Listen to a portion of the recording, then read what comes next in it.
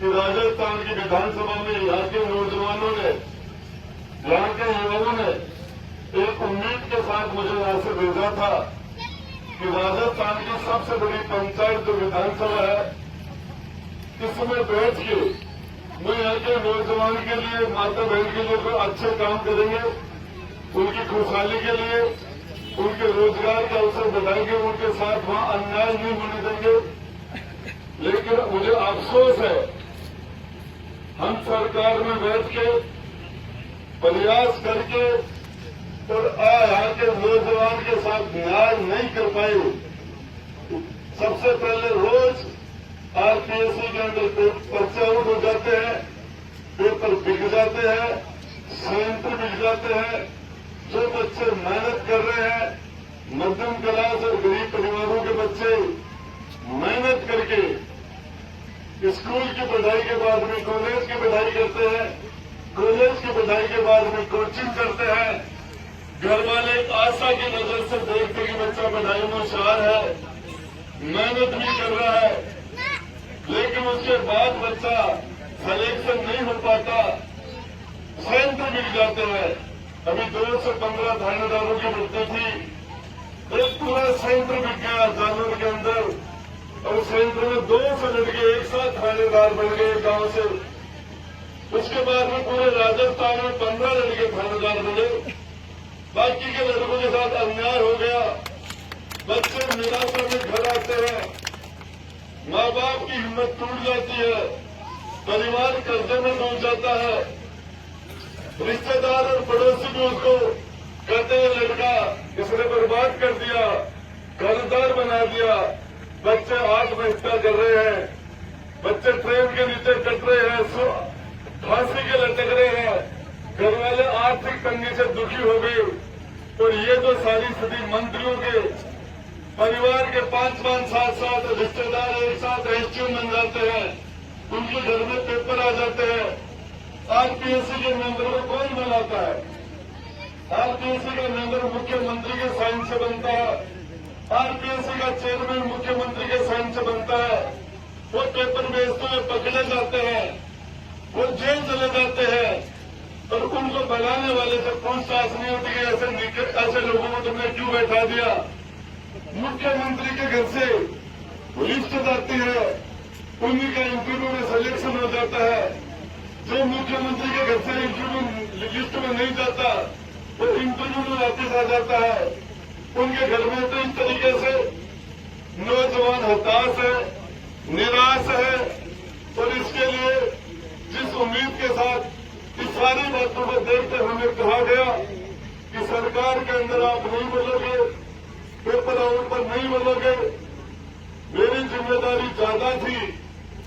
मुझे किसी पार्टी के नाम से वोट नहीं मिला था, मुझे परिवार के नाम से वोट नहीं मिला था, मुझे जाति के नाम से सपोर्ट और वोट नहीं मिला था।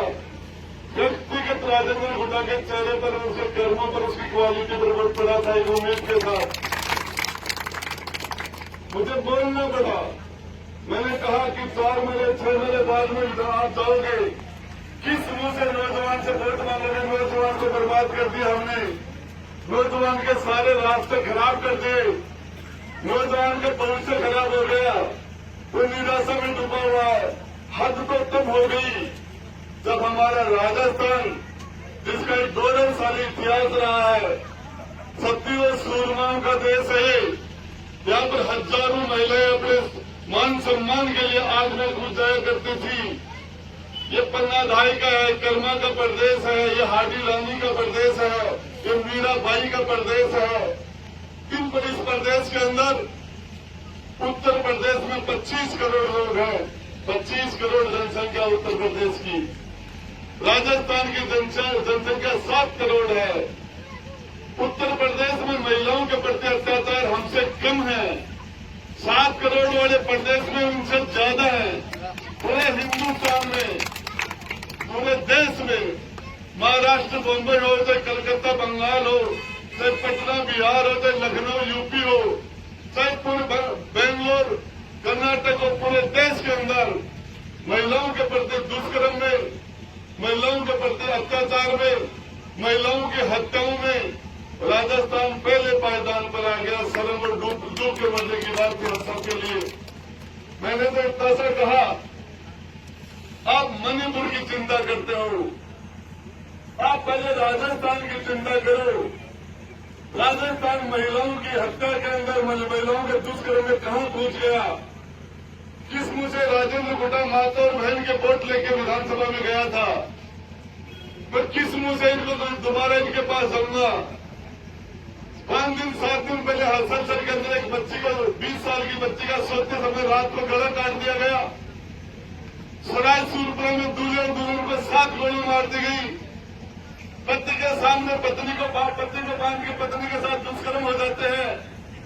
पूरे राजस्थान में बहन बेटियों में असुरक्षा का भाव आ गया। अब किस मुंह से हम बहन बेटियों को जाके कहें?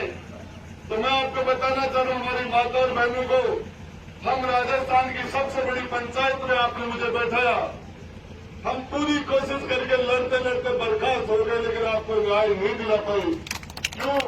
राजस्थान के मुख्यमंत्री जो है वही गृह मंत्री है, राजस्थान के मुख्यमंत्री है वही वित्त मंत्री है, प्रदेश कांग्रेस कमेटी घोटाला उनकी जेब में है, रंधावा प्रभारी मंत्री उनके जेब में है, सारी ताकत दिल्ली में उनकी जेब में आ गई और वो अपनी कुर्सी के चक्कर में रहते हैं। तो उन्होंने जिस तरीके से आज युवा के साथ, महिलाओं के साथ ये दो घटनाएं हो रही है, इस बात पर मैंने विधानसभा में अपनी बात रखी। मुझे बर्खास्त कर दिया गया। बर्खास्ती के बाद में मैं विधानसभा में गया। विधानसभा में जाने के बाद मंत्री की कुर्सी थी, तो मैं मंत्री रहा नहीं, मैं उस पर बैठ नहीं सकता था। एमएलए के लिए, जो विधायक के लिए कुर्सी होती है, वो मुझे दी नहीं गई। मैंने अध्यक्ष से कहा कि मैं कांग्रेस और बीजेपी की मेहरबानी से विधानसभा में नहीं आया, मैं अशोक गहलोत और वसुंधरा की मेहरबानी से विधानसभा में नहीं आया। उत्तर परवर्ती की वाल्मीकि समाज से लेकर ब्राह्मण समाज तक 36 कौम के भाई और बहनों ने मुझे यहां भेजा है। मैं आपकी मेहरबानी से राजस्थान की विधानसभा में गया था। मुझे कुर्सी देने वाले आप उनके उठा के मैंने पूछा मेरी चेयर कहाँ है, तो उन्होंने कहा कि मुझे बोलना है, मेरा माइक कहाँ है। उन्होंने मुझे बोलने नहीं दिया, मेरी बात का जवाब नहीं दिया। फिर मैंने तो धारीवाल बीच में बोलने लगा कि मुझे बोलना है, मुझे बर्खास्त किया, तो मेरी बात में रखना चाह रहा हूं। बीच में दूसरे लोग बोलने लगे तो मैंने उनका माइक बंद किया। इतने में मेरे पास एक डायरी थी, मैं उसको टाइम टेबल करना चाह रहा था। विधानसभा में टेबल कोई चीज हो जाती है तो वो चीज पूरे रिकॉर्ड में आ जाती है। रिकॉर्ड में आने के बाद राजस्थान की 7.5 करोड़ जनता के पास चली जाती है वो। उन्होंने मुझे डायरी को रिकॉर्ड टेबल नहीं करने दिया। एक साथ 20-25 मंत्री मेरे पर टूट पड़े और उन्होंने मेरे से वो डायरी छीन ली। अब कहते डायरी के पन्ने तो सफेद है, तो क्यों छीना आपने मेरे से?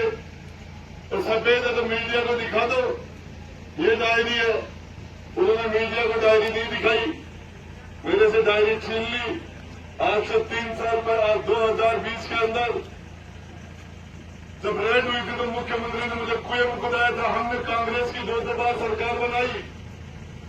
अशोक गहलोत के पास पास मार्क नहीं थे, 95-96 ही थे, और बहुमत के लिए 101 से ऊपर का आंकड़ा चाहिए अंदर। तो मैंने 2008 में, 2018 में दोनों बार उनको मुख्यमंत्री बनाया। उनके कहने से राज्यसभा का 6 बार वोट दिया, 2 बार मैंने राष्ट्रपति का वोट दिया। कांग्रेस के संकट के समय सरकार पर संकट आया तो मैंने अग्रिम मोर्चे पर फलम फूट पर खड़ा होकर तो संकट मोचन के लिए उनकी मदद की। आज मेरे ऊपर आरोप लगा रहे हैं कि राजेंद्र गुड्डा बीजेपी से मिल गया। अरे 15 साल से तुम्हारे साथ हूं। बीजेपी ने तो राजेंद्र गुड्डा को, वसुंधरा राजे ने तो पिछली बार एक रास्ता रोकने का छोटा सा मुकदमा, जिसमें मेरा कोई लेना देना था, मेरे मुकदमा लगाया और मुझे जेल में डाला था। वसुंधरा जी के समाचार समाप्त हो गए। आज वसुंधरा जी को कोई नहीं पूछ रहा। मैं भाटीवाड़ की धरती पर आपको बताना चाह रहा हूं, राजेंद्र गुड्डा को फिर मुकदमे लगा के अशोक गहलोत गिरफ्तार कर रहा है। सदा के लिए समाचार समाप्त हो जाएंगे। आज करके जा रहा है अशोक गहलोत के। सदा सदा के लिए ये नौजवान की बद्दुआ, ये माता और बहनों की बद्दुआ इसको बर्बाद कर देगी। ये राजस्थान का नौजवान तड़प रहा है और इसको जिस तरीके से यहाँ बैठ के इसके साथ अन्याय हुआ है, इसके सारे अवसर गंवा दिए गए हैं और नौजवानों को जिस तरीके से हाथों में दबोच दिया गया है, मैं आपको बताना चाह रहा हूँ आने वाले टाइम में पूरे राजस्थान का नौजवान इनका साथ कर देगा। ये 18 से 36 का नौजवान गुस्से में भरा बैठा है, सारी चीजें आज फेसबुक पर देख रहा है। इन्होंने आरपीएससी में नाथी का बेड़ा बना के छोड़ दिया इन्होंने, जिस तरीके से सबको पता है। मैं तो आपको एक बात कहना चाह रहा हूं, मैं आपके पास आया, मुझे लोग कह रहे हैं, मुझे कह रहे हैं कि राजेंद्र बेटा माफी मांग लो। अरे कांग्रेस की विधायक दिव्या मदेरणा एक एमएलए कहते मैं सुरक्षित नहीं हूं और उसके बाद मुझे एमएलए पर हमला हो जाता है। एक दूसरी विधायक महिला खड़ी होकर पूछती है सरकार से कि 10-10 साल के बच्चों के साथ दुष्कर्म क्यों हो रहे हैं, और उसके बाद में सरकार की तरफ से धारीवाल मंत्री जवाब देता है। शर्म आती है मुझे ऐसे जवाब सुन के कि मर्दों का प्रदेश है, जो मर्दानगी की निशानी है। मैं आपको बताना चाह रहा हूं, माता सीता के साथ हजारों साल पहले अन्याय हुआ था, आज तक लोगों ने रावण को माफ नहीं किया।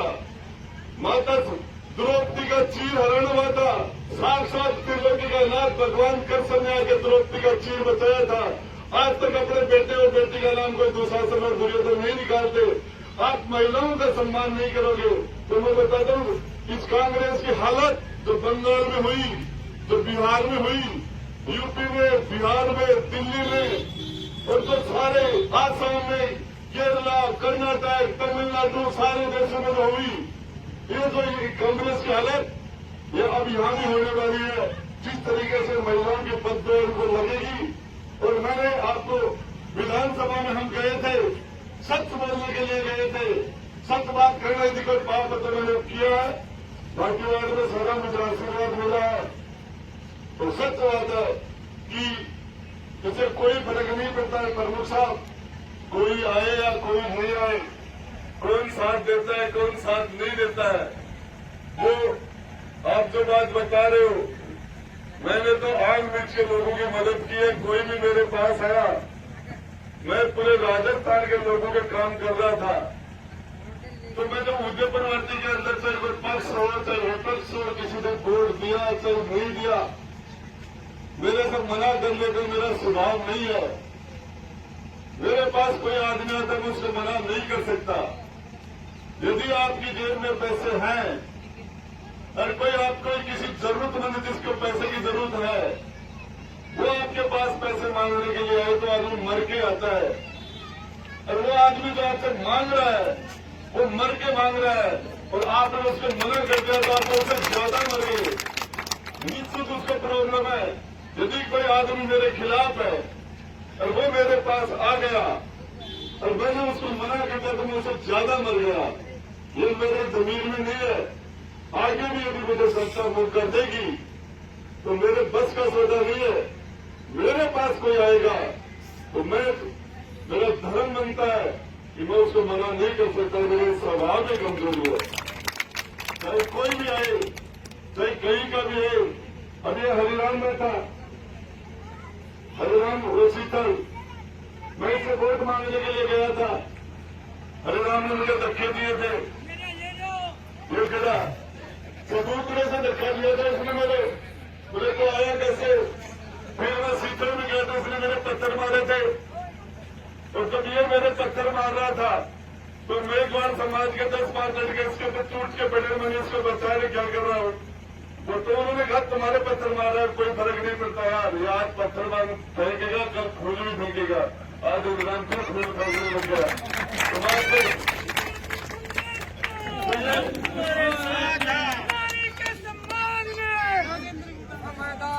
ये सबसे बड़ी बात है कि आदमी को कुर्सी पर बैठने के बाद एक माँ का धर्म होता है, एक माँ का धर्म। जो सबसे कमजोर बच्चा उसका सबसे ज्यादा लाड प्यार करे। बाप का नहीं, माँ का। माँ का धर्म होता है कि सबसे कमजोर बच्चा, बेटा बेटी उसका माँ बाप, माँ सबसे ज्यादा ध्यान रखती है। वैसे ही कुर्सी में बैठने वाले आदमी का धर्म बनता है कि सबसे कमजोर, गरीब, सबसे पिछड़ा हुआ है, उसका ज्यादा ध्यान रखे। मैं आपको बताना चाह रहा हूँ, इस उदयपुरवर्ती पूरे झुंझुनू जिले में सबसे बैकवर्ड था। आज हमने उदयपुरवर्ती में 3 सरकारी कॉलेज बना दिए, तहसीलें बना दी, नगर निकाय बना दी, सड़कें, बिजली, पानी, हमने जान लगा दी इस उदयपुरवर्ती को पहले पायदान पर लाने के लिए, पहले पायदान पर लाने के लिए। तो आज आपको बता दें, मुझे खुशी हो रही है। एजुकेशन में 22 हायर सेकेंडरी स्कूल थे, 22 आज उदयपुरवर्ती में 73 हायर सेकेंडरी, 73 3 सरकारी कॉलेज, 3। आपके किसी भी विधानसभा में 3 सरकारी कॉलेज नहीं मिलेंगे। हमने शिक्षा पर पहले पायदान पर लाके खड़ा किया उदयपुरवर्ती को। हॉस्पिटल आप आए तो जाके देखेंगे तो भारतीयवाड़ी में हॉस्पिटल, सीकर में हॉस्पिटल, बाजार में, गेट में, छावसरी में हमने रिकॉर्ड कर दिए। बड़ा गांव में सीएससी बना दी, आईएन ऑफिस बना दिए, सड़कों के। और ये जो ताकत आपने मुझे दी, उस ताकत का मैंने 100% सदुपयोग किया, 100%। गरीब के साथ न्याय करने में अब आप सारे लोगों ने शानदार कार्यक्रम किया, उसके लिए धन्यवाद। जय हिंद, जय भारत।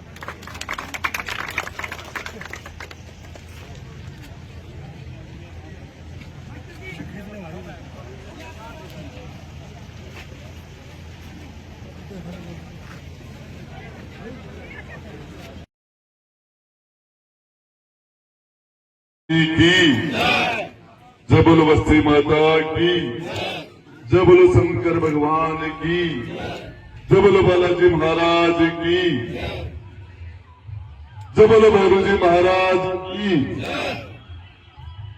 मंच पर विराजमान पूर्व जिला प्रमुख धानी बोडकी के सरपंच विद्याधर जी गिल साहब, मंच पर महेंद्र जी बराला सरपंच हमारे मैनपुरा, किशोर बिंदुलपुरा के सरपंच किशोर जी, हरदयाल जी मीणा, कैप्टन साहब, सम्मानित मंच, सोनाथपुरा की देवभूमि के अंदर मेरे बड़े और छोटे भाइयों, मां जगदम्बा के समान माता और बहनों, मूर्ति से मिलकर हमारे प्यारे बच्चों, आज आपने पिछले 6-7 दिन से जो यात्रा चल रही है, उस यात्रा का सोनाथपुरा पहुंचने पर बड़ी तादाद में माता और बहनों के द्वारा, नौजवानों के द्वारा पन्ना ने राणा सांगा से वचन दिया था, राणा सांगा से वादा किया था कि चाहे कुछ भी हो जाए, मैं मेवाड़ के कुलदीप को, उदय सिंह को, जो उदय छोटा सा था, कुछ भी हो जाए, लेकिन मैं इसको कोई भी कितनी भी बड़ी कुर्बानी देनी पड़े, लेकिन मैं तो आपसे वादा कर रही हूं, मेवाड़ के महाराजा से वादा किया, महाराणा सांगा से, और उस वादे को पूरा करने के लिए खानवा के युद्ध के अंदर पन्ना का सुहाग उजड़ गया था। उसी लड़ाई में, जिस लड़ाई में राणा सांगा और सारे लोग शहीद हो गए थे, उस लड़ाई के अंदर पन्ना का भी सुहाग उजड़ गया था। लेकिन सुहाग उजड़ने के बाद उसको अपना वचन याद था, मातृभूमि की रक्षा के लिए, स्वाभिमान के लिए उन्होंने अपने कलेजे के टुकड़े के संसार के अंदर, पूरी धरती के ऊपर किसी मां ने इतनी बड़ी कुर्बानी कभी नहीं दी कि अपने बेटे के कलेजे के टुकड़े को कुर्बान कर दिया अपने वचन को निभाने के लिए। इसलिए आज पन्ना को लोग याद करते हैं। हाडी रानी को लोग याद करते हैं, जब उनसे पति के युद्ध में जाने के लिए पांव लड़खड़ा रहे थे और वो नई नई शादी होने के बाद वो अपनी पत्नी से सेनानी मांग रहा था, युद्ध में जा रहा हूं, मुझे आपकी निशानी चाहिए। तो पत्नी को पता चल गया था कि मेरे शादी के बाद ये मेरे प्यार जो है हमारा वो इसके पांव के अंदर बेड़ियां बढ़ रहा है, युद्ध के अंदर एक कमजोर पड़ जाएगा। तो दासी को कहा कटार लेके आ, थाली लेके आ और उसको कहा कि मेरा सर जाके उसको और सेनानी के रूप में दे देना, जिसे वो दिल खोल के लड़ सके देश के लिए। और उसके बाद उसे कतार से अपना सर काट के दे दिया था। इसलिए आज हाडी रानी को लोग याद करते हैं। जिन्होंने भी कुर्बानी दी, कर्मा ने दिल से भगवान कृष्ण को याद किया और दिल से खाना खिलाने के लिए तैयार हुई। भगवान कृष्ण साक्षात आ गए थे। ये राजस्थान की नारी शक्ति, जिसके दिल से परमपिता परमेश्वर उसके बुलावे पर सीधा आ जाता है। आपको बताना चाह रहा हूं, भक्त शिरोमणि मीरा ने भगवान कृष्ण की ऐसी भक्ति की थी कि शरीर भगवान की मूर्ति में समा गई थी। ये राजस्थान की नारियां हैं। इनके लिए जिस तरीके से आज हम इन माता और बहनों ने एक सोच के साथ, एक आशा के साथ, एक विश्वास के साथ मुझे राजस्थान की सबसे बड़ी पंचायत में भेजा था कि हम वहां बैठ के इनके मान सम्मान की रक्षा करेंगे, हम इनके गौरव को कम नहीं होने देंगे। ये सतियों सूरमाओं का प्रदेश है। हजारों नारियों ने अपने स्वाभिमान को बचाने के लिए एक साथ आग के अंदर हजारों की तादाद में कूद के और उन्होंने जौहर किए हैं। ये राजस्थान की नारियां, इनको जिस तरीके से हमारे विधानसभा के अंदर जिस तरीके मुझे ये बात बोलनी पड़ी, कांग्रेस के लोगों की जिम्मेदारी कम होती है। वो निशान पर जीत के आते हैं, पार्टी पर जीत के आते हैं। और इस विश्वास से मुझे राजस्थान की सबसे बड़ी पंचायत में बैठाया, तो मैं यदि वहां चुप रह जाऊंगा, मेरा जमीर मुझे इसकी इजाजत नहीं दे रहा था। मेरा जमीर मुझे इजाजत नहीं दे रहा था। जिस तरीके से सचिन पायलट ने 5 साल तक भाजपा से संघर्ष करके 21 सीटों से 99 सीटें बनाई, उसके बाद उस पायलट को उस कांग्रेस के मुख्यमंत्री अशोक गहलोत ने अपना दुश्मन मान लिया और 5 साल तक उससे दुश्मनी निकालता रहा। और जब लास्ट के अंदर हम मिले तो मैं पायलट साहब बैठे थे, जब मुझे मेरी बात हुई तो मुझे लगा इस नौजवान को दबाया जा रहा है, इस नौजवान को परेशान किया जा रहा है। और ये नौजवान लड़ता थक नहीं जाए। तो मेरी बात हुई, मेरे दिल ने कहा कि इस आदमी की मदद करनी चाहिए, चाहे कोई भी कुर्बानी देनी पड़े। मेरे दिल ने कहा महिलाओं के लिए बोल, मेरे दिल ने कहा पायलट के लिए बोल, मेरे दिल ने कहा नौजवान के लिए बोल, मेरे दिल ने कहा। उस पर मैं बोला